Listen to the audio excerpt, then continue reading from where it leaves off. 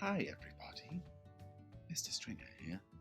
I'd just like to talk about these little steps because when we are doing sequencing writing, it is like climbing steps.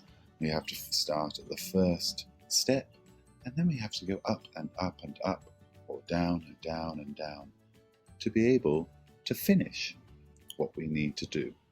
We can't stop halfway. We have to go all the way to the top or all the way to the bottom.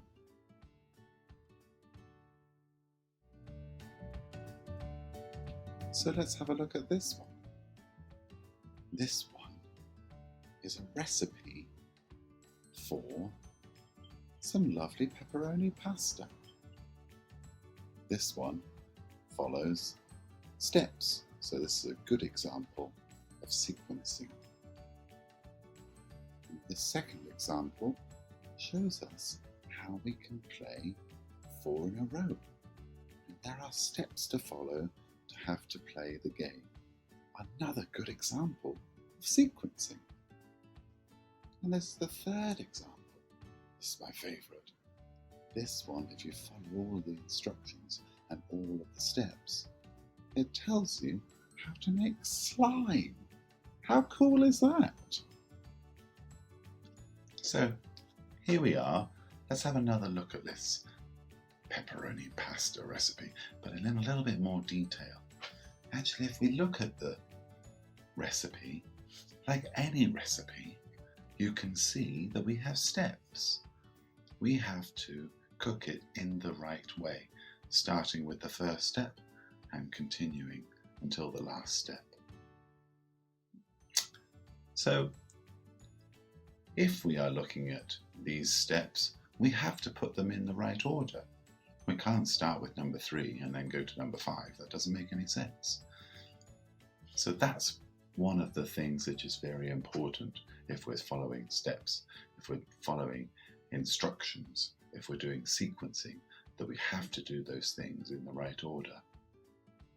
Another thing is that each of these steps, in this slide anyway, has a number next to it.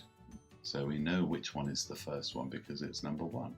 We know which one is the last one, etc., etc.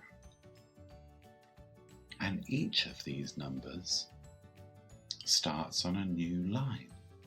Why do we do that, I hear you ask. I think they do it because it makes it look nice and it makes it easier to read. So that's quite an important thing as well. So let's look at the little picture a bit more. Can you see that there is the word ingredients? For some of you, if you don't know what ingredients are, these are the things that we need to use to be able to make our pepperoni pasta. So we've got things like onions and peppers, tomatoes. Those make our sauce. Of course, we need a little bit of pasta and pepperoni. So that's important. If you're making pepperoni pasta, you have to have pepperoni and pasta and some other things. So we need to follow the ingredients as well. And the last thing is that at the first word of each of these steps is a doing word. It's a verb. It tells us what we have to do. So you can see that there are words like cut and heat and add, etc. That's a very important thing too. Okay? So we've got ingredients, we've got steps that we follow, especially for recipes when we have ingredients, and each new step has to be on a new line. Okay? When you're ready, carry on, and I'll see you a little bit later.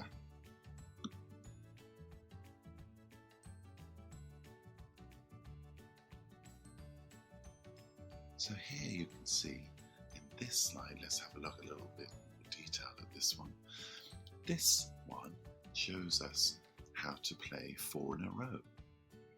And again, we have the same steps. We have number 1, number 2, and number 3. Those instructions again. Without following those instructions, can't really play the game. So you can see that the steps are really important.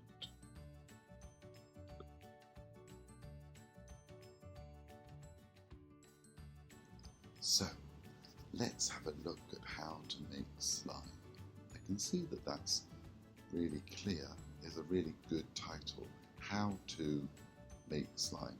In the previous slide we saw how to play a game. In the slide before that we saw how to make pepperoni pasta. So actually that's another thing we need to look at, that each of our writing things should have a title. In this one we have instructions and we have ingredients. So we have two things that we have to have. If we have a look at number 4, step 4, we've got 1, 2, 3, 4, 5 and 6. I want you to look at number 4 especially because this is a little bit confusing. Number 4, unlike number 1 and number 2 and number 3, number 4 says slowly, and then the thing we have to do, slowly pour. So sometimes the thing that we have to do is that the verb is not the first word in the sentence. But I don't need you to worry about that too much. But you need to be aware, you need to understand that sometimes there might be 1 or 2 or 3 or 4 words before that thing that we have to do. If you have a look at number 6, there's 1, 2, 3, 4, there's quite a few words before we get to the verb. That's quite important. Okay? I think that some of you might want to know how to make slime, so I will put a link in this later on with this video so I can show you how to do that. Okay? When you're ready, go on to the next one. So, welcome to our first worksheet, 6.1. We can see that our objective for this one is to be able to understand how to follow the simple process, okay? Even though we've talked a bit more about stuff and instructions and materials and titles and things, for this worksheet, all we actually need to be able to do is to understand that when we do something, we need to start at number 1 and go down to number 6 and follow all of those steps. Okay. Hello again. So with this one, maybe you have already done your worksheet and this is just to remind you, or maybe you're about to do your worksheet. Either one is fine. I just want you to remember, for this worksheet, our objective is to understand that when we're doing writing, the things have to have steps, like recipes, instructions, and to follow those steps, we have to go from number 1 all the way to the last number. Okay, I'll see you for worksheet 2. Bye for now.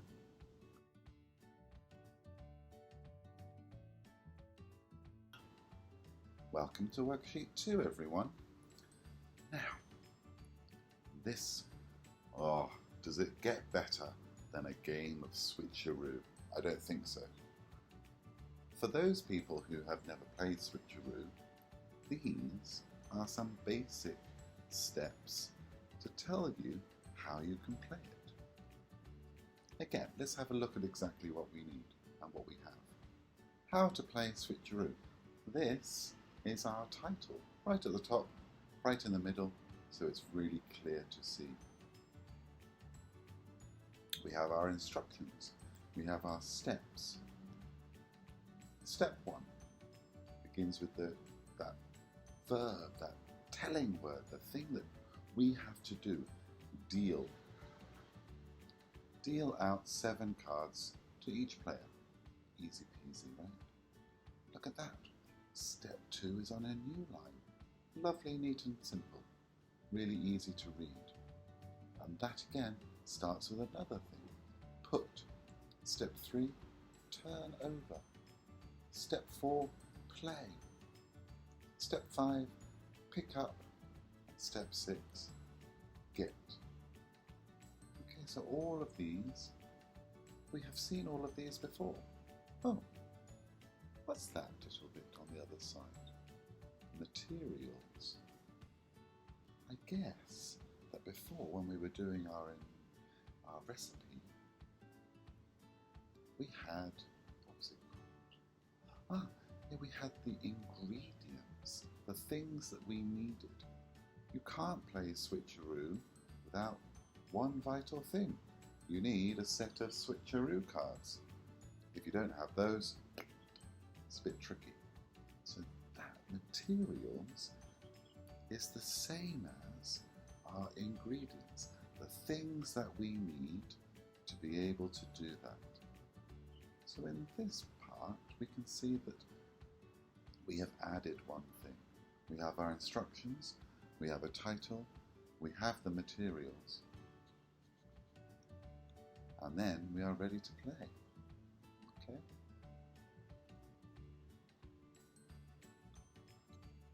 Let's have a look at the second little bit again. If you have already done this, already done your worksheet, that's fine. This is just a recap so that you understand.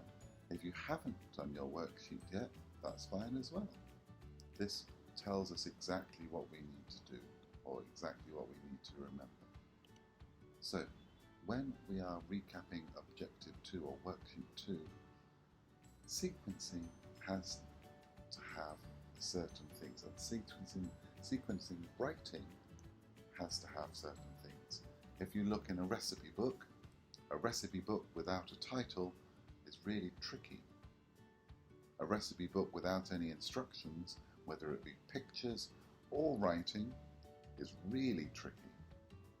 And a recipe book that doesn't tell us the materials or the equipment that we need, that's really hard as well. If we have to play a game, how to play switcheroo. What do we need and what are the steps? So, this little recap, to be able to do these things, we have to understand that these little bits and pieces are needed when we are doing our writing or reading something that is a sequence. I hope that helps you with your RC worksheets. I'll see you for Objective 3. Bye for now.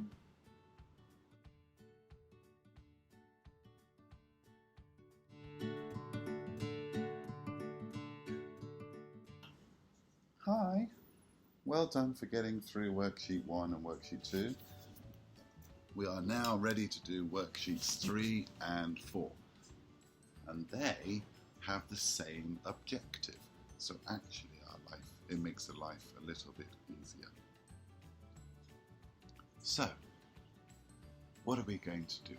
As you can see in this example, we have our game Switcheroo. Okay, and we have the title, How to Play Switcheroo. We've got the materials, a set of switcheroo cards, and we've got the instructions. Oh, but these instructions are a little bit different. They have sequencing words. That's our objective, to be able to understand how to use sequencing words. Sequencing without words, just with the numbers, isn't wrong, but we want to make ourselves as clever as we can be. So adding a sequencing word actually makes our writing a little bit better. So let's see how to do that. If you look at instruction 1, before I told you that number 1, deal out 7 cards to each player. But now you can see that there is another word in front of deal. That is the sequencing word. Number 2, it used to be put 1 up. And then now we have another word in front of that. Number 3 has got 2 words, 2 sequencing words. What we can see is these sequencing words have to be in the right order as well. Number 1 begins with first. First cannot go in the middle of our sequence. It doesn't make sense. If you look all the way to the bottom, I've used the word lastly. That has to come last because it can't be any different, right? Then actually, all the bits in the middle, next, after that, next.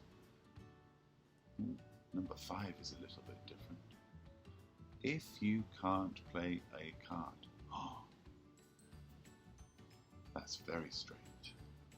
That's a really long sequencing sentence, or a semi-sentence. If we forget number 5, all of these, and forget number 3 actually, all of them are just one word. But you can see after each word, number 1, first. What do you see after that? Next, on number 2, what do you see after that? Next, in number 4, what do you see after that? That's right, a comma every single time. So when we have got our sequencing word or words, straight after that, we need to have a comma. Let's have a look at number 3. Number 3, the sequencing words being an important thing, is there are 2 words.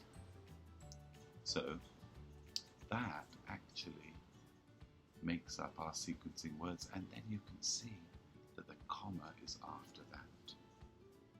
So taking away from this is, if we are going to have some sequencing words, they're just like little steps to help us, but sequencing words are a little bit more grown up. Okay? Now, your teachers do not expect you to remember all of them, but here you can see that there's a few that you may want to try to remember. Just remember the ones you like and use those. That's absolutely fine. Okay? On the left we've got first, second, third. So you can see first, second, third, fourth, fifth, sixth. That's okay, but after a while it gets a bit boring. First and lastly is fine. On the right side we've got firstly and first of all. Well, you can't have both of those, so you just choose the one that you like and use that one. Okay? So that's our objective, to understand that sequencing words make our writing better than just using numbers. Okay? Okie dokie everybody, I think we are ready. And there you have it. I'll see you next time. Thank you.